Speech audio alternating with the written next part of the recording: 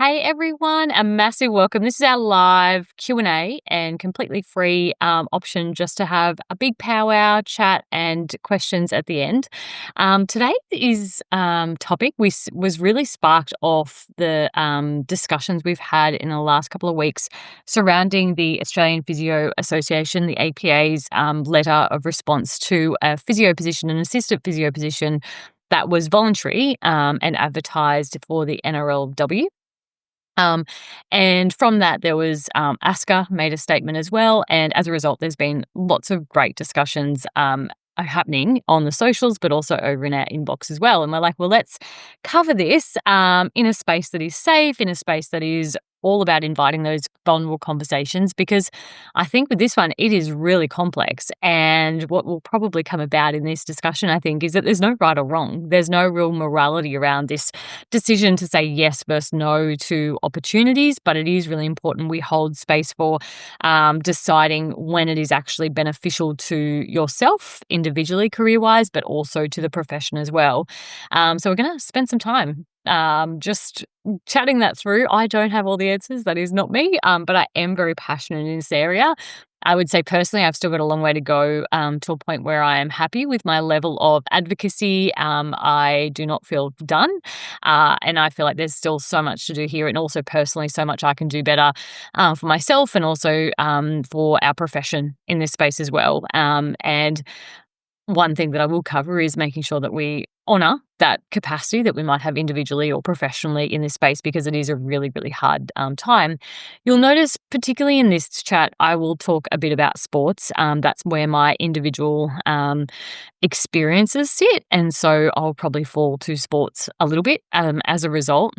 And the reason for that isn't because it's only happening in sport, it's just where my personal experience is from. So I think all of this can be extrapolated and translated to all areas of nutrition and dietetics, and outside of that, landscape in terms of job roles, remuneration, value, worth, all those things. And so it's really not about blaming, because I don't see it as, this one piece that is wrong. I do see it as a multifaceted issue, which means it's going to be a multifaceted solution where we all need to get on board professionally, but also within our accrediting bodies and also the culture within the different employments, such as sport, as an example.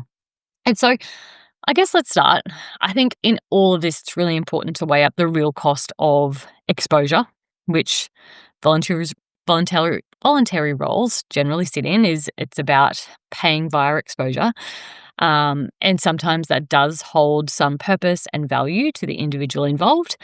But it is also really important to reflect upon what the cost is so you can weigh up your decision in making that decision for you personally. So I guess in terms of unpaid roles, and we'll talk about underpaid roles as well, but unpaid roles, the real cost in particular is obviously time.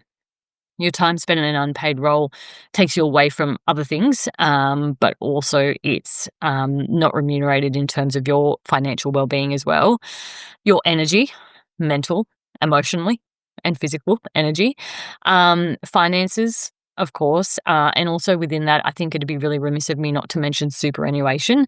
As a dominant, as in a female dominant profession, we are already behind in superannuation by the time that we finish our careers due to having kids and time off work and part-time work and all those types of things. So the more that we do voluntary work, the more we've got to appreciate that we are behind in not only superannuation, but also our HECS debt and all the things that are so fun to chat about.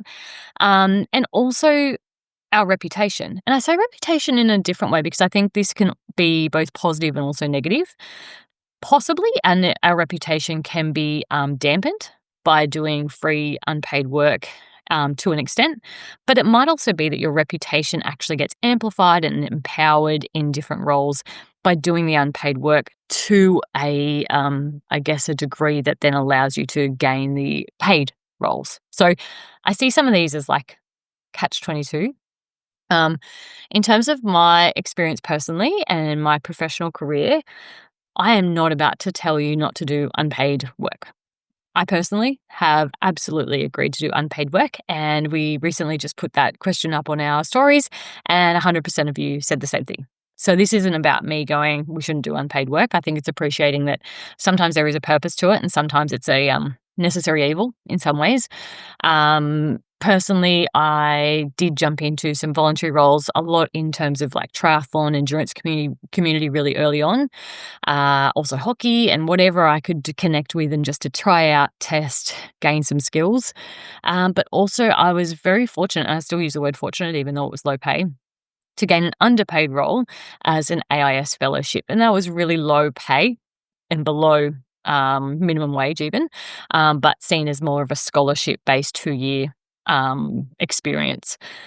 And that was a really big personal decision as much as a professional one because it did come with moving cities, the cost of moving cities, but also the cost of losing income for a couple of years at a rate that I could have been earning more elsewhere, but what would that 2 years bring me in terms of longer term career? And this is what you'll see us kind of chat through is like, there isn't a right or wrong for this very reason, but how do we weigh up when and where and for how long? Um, so the other hidden cost, I guess, in saying yes to unpaid work is the professional cost. Are we reinforcing an undervaluation of our profession? And a normalization of expectation in sports cultures, as an example, that we can get a dietitian for free. So let's just go down that route. Um, the other piece to that is the way I think our profession sees it. Well, this is a really cool opportunity. I've always wanted to work in sport. If I don't say yes, then they'll just go to someone else that will. So I'll just say yes. And it's that real fear of missing out that they're preying on, and that culture of gratitude of like how lucky I am to have this opportunity, how lucky I am that they asked me, how lucky I am to be here. How dare I complain or ask for more? And if that's a conversation you've had in your head, you're not alone because I am absolutely there often. And so it's about leaning in and kind of working through, well, when is this a learning opportunity versus a systemic issue that I need to advocate more highly for or say no to and be stronger with? And this is why I don't see it as an individual issue at all. So, drawing the line, I think everyone has different boundaries. I think that's probably not talked about enough. We talk about boundaries all the time, but it's really important that you know your own boundaries, where you're thriving, where you feel purpose, where you feel your passion may be different to other people's boundaries. Maybe their differences in time boundaries, maybe their differences in expectation boundaries or relationship boundaries, and all these types of things. We could have our own. And so for you, your boundaries may look really different to the person you might be comparing yourself to in career, relationship, all these types of things in terms of experience. And that's okay. So acknowledging that there's boundaries versus barriers is one of the biggest conversations I have with our individual dietitians, but also in our group supervision sessions as well, and weighing up those costs versus benefits to you, yourself, and where you want to be spending your time. Because at the end of the day, if you volunteer in sports roles or any role, it's going to be taking you away from other opportunities, other time. And so if the expectation is, for example, that you will travel with a team or you'll be taken away from your Saturday afternoons for 3 to 4 hours to make it to game day, how does that sit? So you need to really sit with that responsibility of going, is there nothing else I want to be doing in those 3 to 4 hours? And if there is this short-term play worth it for what it will then allow me to do or go for or apply for? And that's where you need to kind of really weigh up like all the things that are valuable to you and your identity and where your values sit as an individual as well.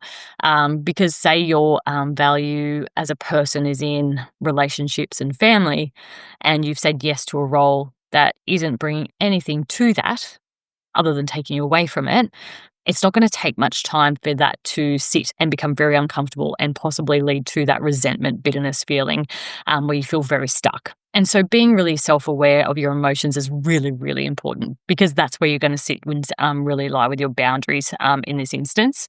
And that goes again with underpaid roles. I think even more frequent than unpaid roles is underpaid roles, both in the way of maybe the hourly rate is quite low or the expectation of hours compared to what was actually advertised is much higher with the same remuneration. So that's another bit that you need to be really conscious of is the expectation in sport is quite high.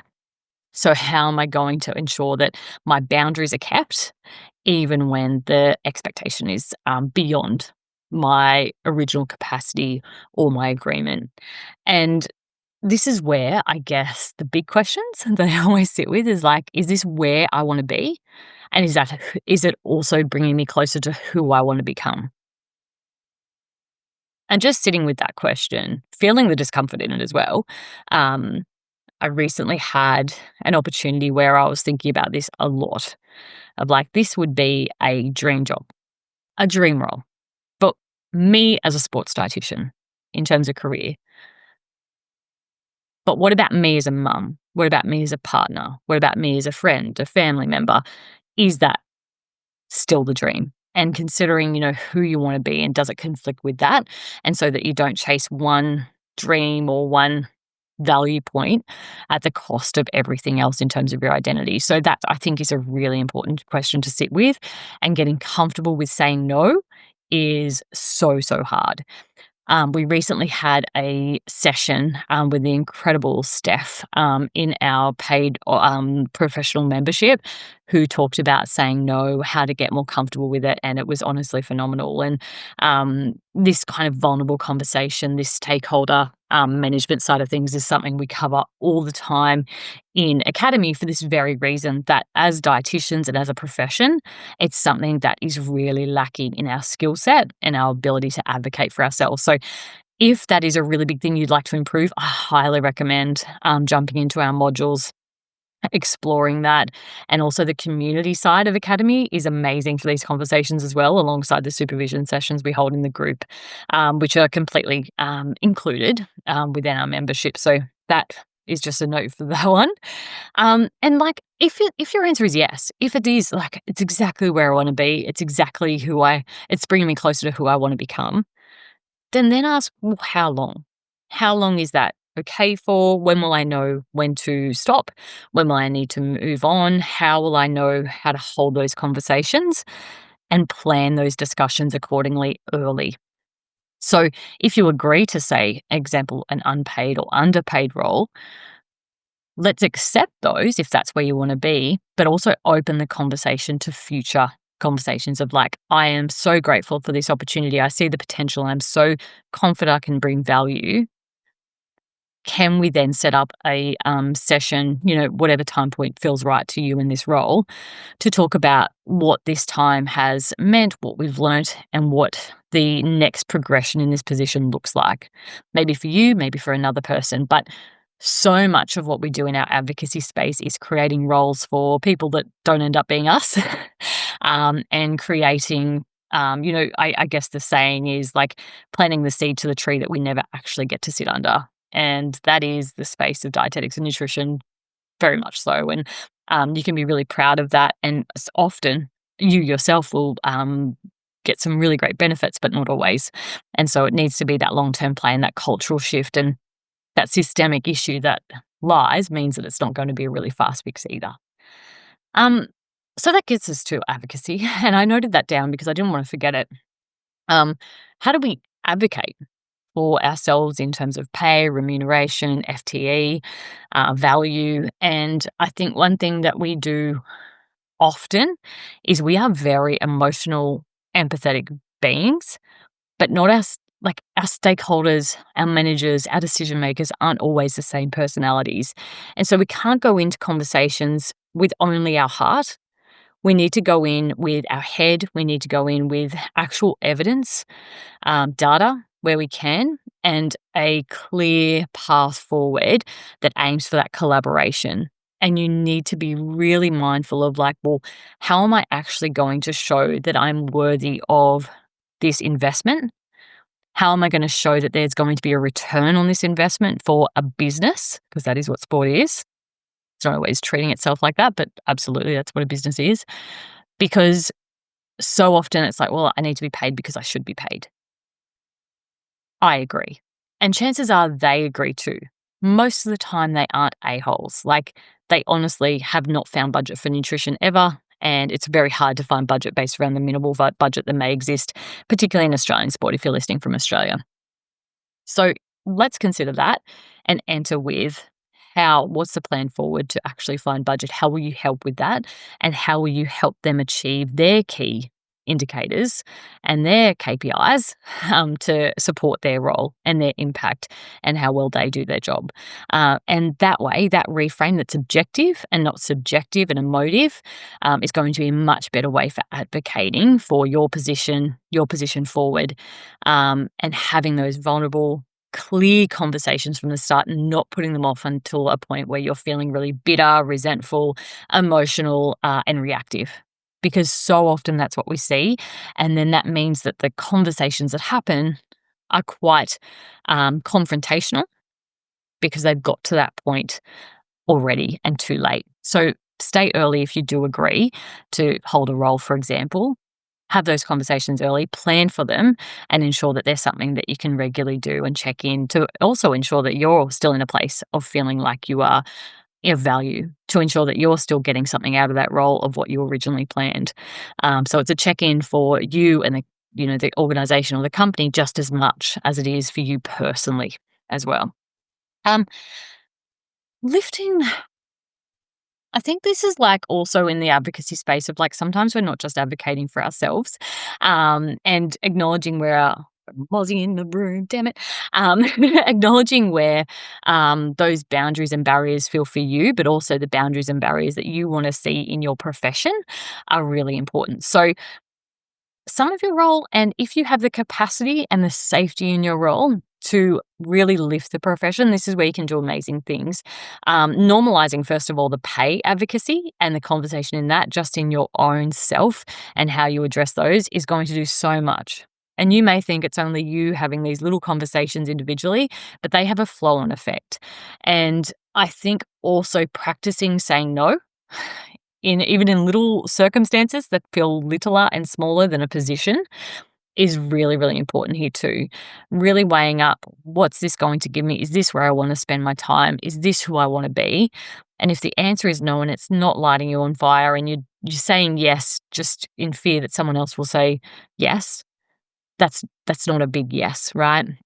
And it's okay to say no. It's okay to miss out, because by missing out, maybe you're saying yes to other things and yes to other opportunities. We are literally always missing out. This is how life works. And I feel like I have these conversations with my 9-year-old all the time of like, if we always compare to other professionals, this is not the conversation I have with my 9-year-old, but if we're always comparing to those around us, you will always be losing, because there's always something you have missed out on or you're not doing or you're doing worse. It's just not a game you're ever going to win. And so getting comfortable with missing out, getting comfortable with that feeling and that vulnerability is a really, really important part of finding the roles and the positions and the career that actually light your fire, are filled with passion, but more importantly, filled with purpose. Because if we're in a role that isn't clear in purpose, it's a real shortcut to burnout. And I appreciate it's always a bit of a combination, but it does need to be a really nice combo of passion, purpose, but also pay.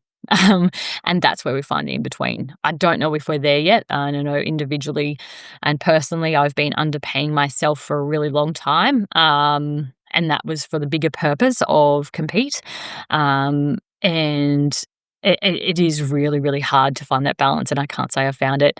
And I know there's probably a lot that haven't. But yeah, hopefully you can find those big three.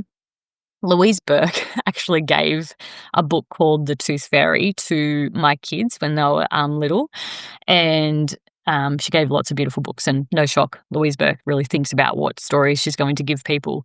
And this Tooth Fairy book actually talks around the CEO of tooth fairying. And that's where I got those three things of like really combining the passion, purpose, and pay. And I really like the 3 Ps that they talk about in that book. And so, yes, I just wanted to recognize that I didn't come up with that. That was actually from a book that LB gave my kids, which I really like. So normalizing that conversation and also knowing you're not alone. And I think this is another piece, I guess, in our academy and why we made it. I felt so alone when I left AIS. I left AIS in 2015 to start a family and have Reuben, who's our firstborn. And we moved to a small country town, Foster. And I was like, okay, well, now I'm settled in. Rubes is getting bigger. was my career path. Like, I was at the high, right, of AIS. I loved it. I got an accredited practicing dietitian role there out of the fellowship. But we left to be closer to family. Again, values, right? And this is where your individual values are all going to be different and your boundaries or your decisions are going to be different, and that's okay. But I felt really alone. I felt like I was missing out. I felt disconnected, and I did really feel alone. And I was so concerned around, like my career path, but also what opportunities and pay existed and within that of where I was living, but also where I was going. And so Academy was kind of built with a couple of our dietitians, including Demi, who now works at Actas, and some of our team, based around kind of like almost selfish reasons of like needing a community and wanting to acknowledge, but also appreciating that the more stories we heard around dietitians is a lot of us felt alone. We might have been individual dietitians within a bigger organization, particularly in sport, and having someone to talk to, debrief, and have in terms of group supervision and discussion was so, so important. So that's where we have most of our discussions in Academy is around career, difficult conversations. We've got like I think 3 different sets of modules around this very thing, around business, vulnerable conversations, stakeholder management, because we didn't want to focus just on the science. We wanted to focus on the actual relationship bit and the skill sets that often we were lacking.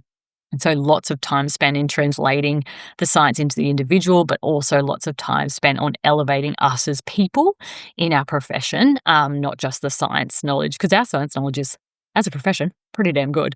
But how do we elevate that to show our value better? And so, yeah, like I guess that's the big bit is like remembering you're not alone. If you're struggling with a conversation or a issue, reaching out to your mentors, your supervisors to hold that discussion.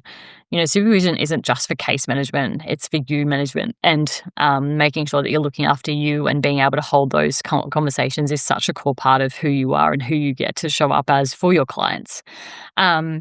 So I think I've spoken enough. I, as you have seen, do not have an answer. I think it is okay to have unpaid roles to an extent. I think one bit maybe I missed is that what I find really frustrating is when I see unpaid or internship roles that are actually roles, like they have roles and responsibilities and therefore expectations. That's not an internship. If there are opportunities where you can volunteer time that do not come with really clear roles and responsibilities and, business outcomes and KPIs, possibly there's a place to gain experience, exposure to then accelerate you into a career. But I get really upset, similar to the APA thing, where they're actually advertising a very highly high expertise and responsibility in a role. That's not an unpaid role. That's not a voluntary position, and it's not an internship. So being really clear around like, well, if you're not paying me, this is what I can do. But if you want an actual role with expertise, that's where, I need to be. And also with that said, it's okay to get to a point in your career where you are very good at knowing your worth and saying no and being really strong in those conversations. I think having unpaid roles is something that is great early career, but I think it's really important that the more experience you get, the more connections you make, you get very good at knowing your worth and what that means in terms of remuneration. So, yeah, I think it's a two-sided story. As I said, it's a very grey thing that I think is always worth discussion, and also appreciating that, us as one person or us as one profession isn't going to change everything, but we can all stand up more, have vulnerable conversations better, and bring and advocate that whole piece forward. So does anyone have any questions? And we can have a chat. Let me know your thoughts. Feel free to kind of chat that through.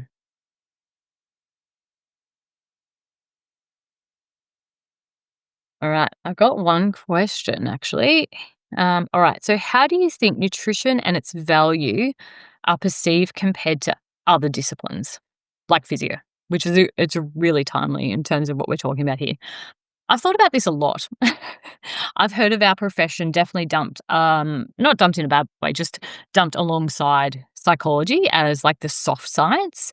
It's very hard to see. You don't necessarily have to be in, the room with someone and touching them to actually do progress and be a part of your role. So I think it's really poorly misunderstood our value point.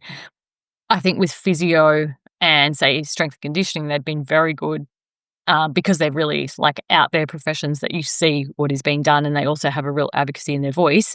I do see them more as sitting in that hard science bit and being more highly valued or like a more of a non-negotiable when it comes to setting up in the sports setting, I'm assuming how that's perceived. So I think the value is seen differently. But I also think that's an issue that we can all be a part of improving because we all need to get better at measuring outcomes differently and also showing value and reporting back on value and communicating to our stakeholders more frequently and more strongly in better language why we are actually doing a really damn good job of improving their outcomes and their, athlete availability in all areas. So I think that's a really big piece too. So yes, I think we are perceived differently, and I think that's due to historical setup. I think all of our professions still battle with underpay, but I do see us almost sitting in a hard science versus soft science kind of battle, which really should all sit together in a collaboration, but not quite there yet, I think, in terms of, well, we don't have any money for, everything, so let's just leave nutrition there and we'll prioritize more of the hard sciences.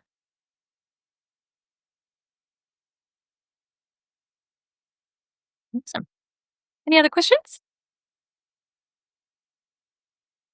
Brilliant. Well, I have actually kept on time for once. Thank you so much for joining us today, or if you're catching up on the recording, a massive thank you for joining us for this conversation. I know it's a emotive one at times, and as I said, I think it's sometimes hard when there's no clear yes or no, but that's what makes it such an interesting topic that I think needs attention in all areas, like I said, both individually for each of us, on the call, but also within these environments, professionally in the environments and the culture of clubs, sporting codes to actually work through what they can afford and how they find budget and how they measure need, but also for our accrediting bodies to really step up, ensure that they're doing some incredible work in this space for advocacy and voice, because that's their role. So I think it is multifaceted because it's a multifaceted issue that we can all be a part of, hopefully, improving over the line. But I think things have improved, so that's a win. But yeah, still a way to go. So thank you so much, everyone. I hope you enjoyed today's session, and we'll chat soon for our next free Q&A. And if you aren't already a member, please join our academy. It is honestly my favorite thing. We have a starter menu, which is all about the community and research updates for $10 a month. So really easy entry, and then you can bump that up. We've also got a offer incoming into your inbox and also on our socials for end of financial year offer too. So just keep your eyes out on that, and we'll launch that one soon. So thank you so much, everyone. Recording will be, oh gosh, there's no point saying if you are live, there's a recording coming on this session. So if you can catch up on anything you missed. So thank you guys. Bye.